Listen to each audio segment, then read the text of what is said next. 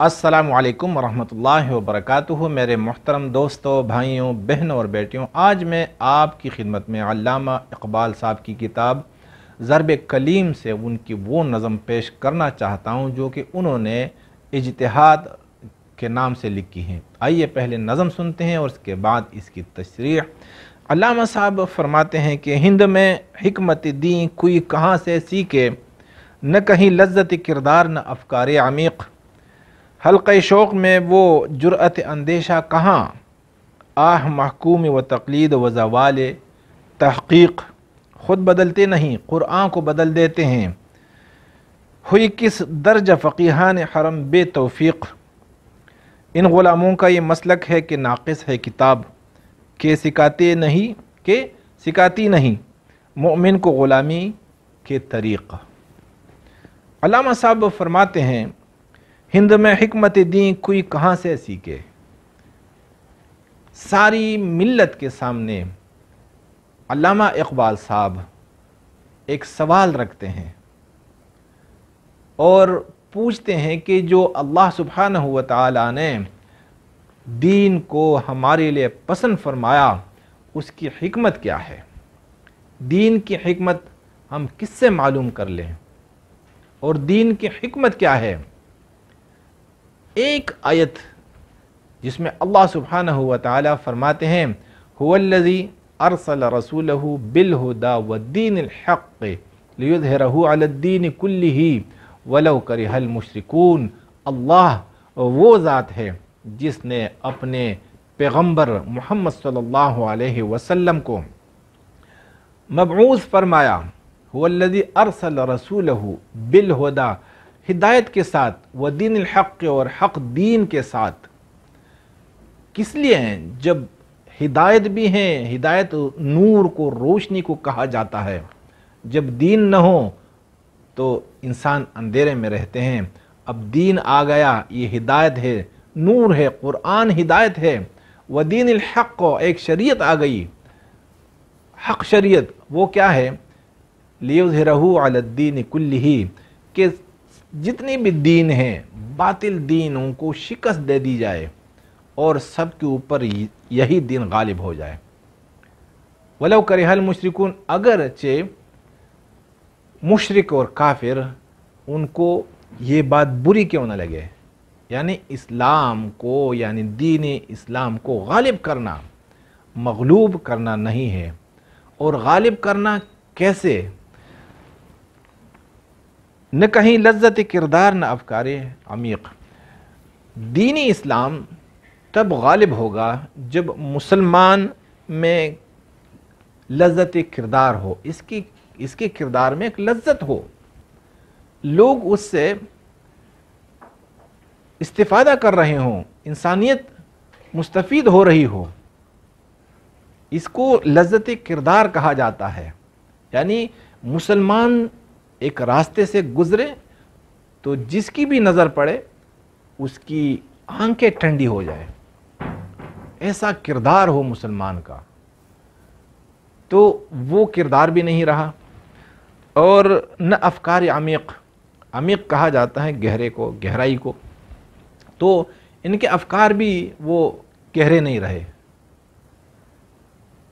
کردار تب بنتا ہے جب افکار بن جائے، جب افکار میں گہرائی ہو تو کردار میں پھر لذت ہو سکتی ہے۔ آج ہم بالکل بے فکر ہیں، ہمارے پاس کوئی فکر ہی نہیں ہے، دین کی حکمت آج کل کوئی جانتا نہیں۔ ہم نے دین کو صرف عبادات تک محدود کیا۔ کتنا ظلم کر رہے ہیں ہم دین کے ساتھ، میرے محترم دوستو بھائیوں۔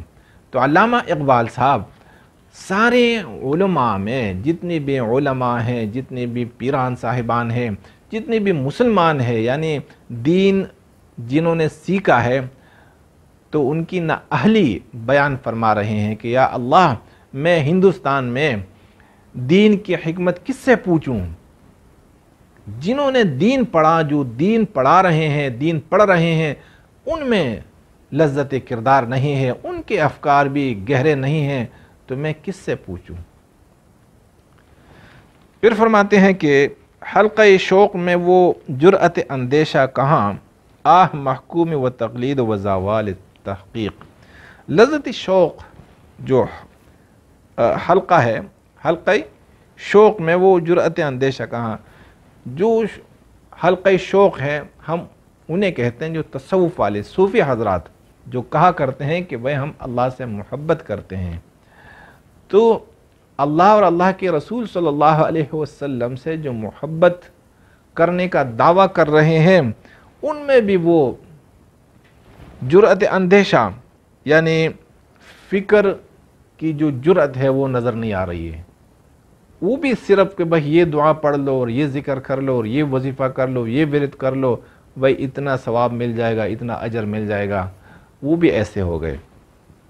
ان میں کیا ہے، علامہ صاحب بر رہے ہیں اور فرماتے ہیں کہ ان میں بس محکومی ہیں، یہ بھی محکوم بن چکے ہیں، محکومی پر اور غلامی پر راضی ہو چکے ہیں، وہ یہ تقلید کر رہے ہیں محکوموں کی، اور محکومی و تقلید و زوال تحقیق، ان میں تحقیق زوال تحقیق ہے، یعنی تحقیق سے یہ محروم ہو گئے ہیں۔ خانقاہوں والے، مدارس والے اور جتنے بھی ہمارے دین کے جو پیشوا ہیں وہ جتنی بھی اچھی صفات ہیں ان سب صفاتوں سے محروم ہو گئے، نہ ان میں تحقیق ہے اور یہ صرف تقلید کرتے چلے جا رہے ہیں۔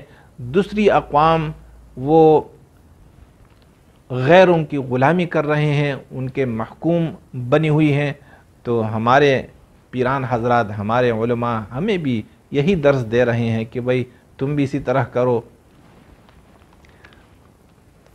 پھر علامہ اقبال صاحب فرماتے ہیں کہ خود بدلتے نہیں، قرآن کو بدل دیتے ہیں۔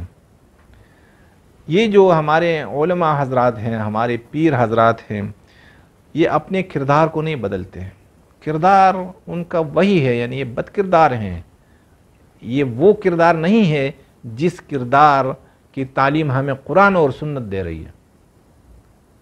تو قرآن اور سنت کی اطاعت تو یہ بالکل نہیں کرتے۔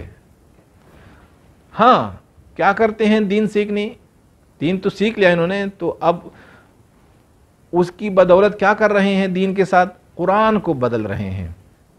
قرآن کو تو کوئی بدل نہیں سکتا کیونکہ اللہ سبحانہ و تعالیٰ قرآن کی حفاظت فرما رہے ہیں۔ لیکن تفسیریں اب دیکھ لیجئے، قسم قسم کی تفسیریں ہیں، تو تفسیروں میں جو فساد ہے وہ تفسیر میں ہے۔ تو علامہ صاحب فرماتے ہیں کہ قرآن جو اللہ نے اتارا، قرآن کو اللہ نے نبی کو بھیجا، اس لیے بھیجا کہ انسان بدل جائے، اللہ اور اللہ کے ماننے والے یہ بدل جائیں، لیکن ہم تو ویسے ہیں، یعنی ایمان سے پہلے بھی ویسے کے ویسے تھے اور آج بھی ہم ویسے کے ویسے ہیں، بالکل ایک ذرہ بھی بدلنے کے لیے تیار نہیں ہیں، اپنی خواہشات کو چھوڑ نہیں سکتے۔ تو کیا کرتے ہیں کہ قرآن اور سنت کو اپنی خواہشات کے مطابق کر رہے ہیں۔ یہ ہمارے علماء اور ہمارے جو فقیہان ہیں ان کا یہ حال ہے۔ کس درجہ فقیہان حرم بے توفیق، تو فقیہان حرم جو ہیں یعنی علماء اور فقیہ حضرات، وہ کس قدر بے توفیق ہو گئے ہیں، ان کو کردار کی توفیق نہیں مل رہی ہے، اور توفیق اللہ نے دے رکھی ہے لیکن وہ اپنی خواہشات کے غلام بن چکے ہیں۔ پھر فرماتے ہیں کہ ان غلاموں کا یہ مسلک ہے کہ ناقص ہے کتاب، کہ سکھاتی نہیں مومن کو غلامی کے طریق۔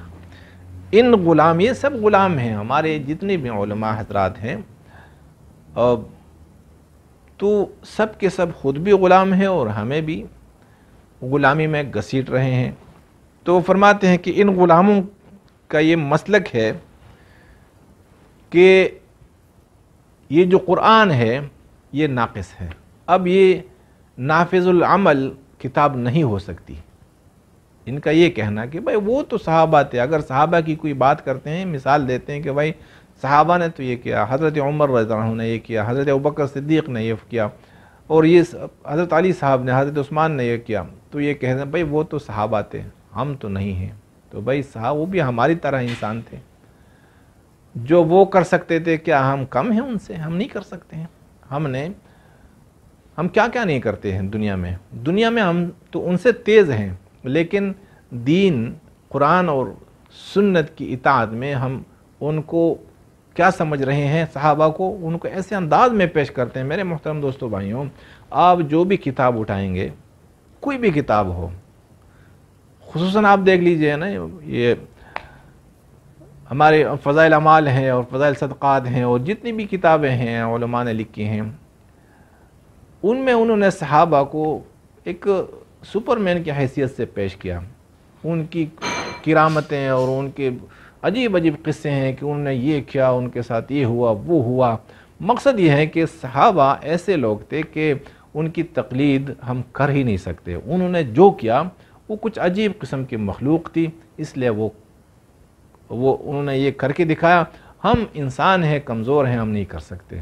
ان کا مقصد یہ ہے صحابہ کے واقعات کو ایسے انداز میں پیش کرنا کہ جس سے یہ انسان یعنی پڑھنے والا، سننے والا یہ فیصلہ کر بیٹھے ہیں کہ بھئی مجھ سے تو ایسا نہیں ہو سکتا۔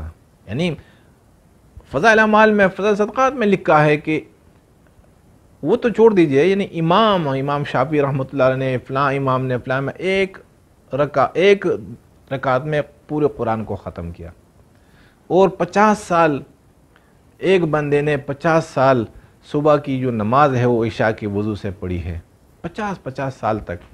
یہ تو تابعین اور تبع تابعین کے متعلق، یعنی وہ بھی ہمارے سامنے ایسے پیش کرنا چاہتے ہیں ان کو بھی کہ ان کی بھی تقلید ہمارے لیے ناممکن ہے، تو صحابہ تو ان سے بھی آگے تھے۔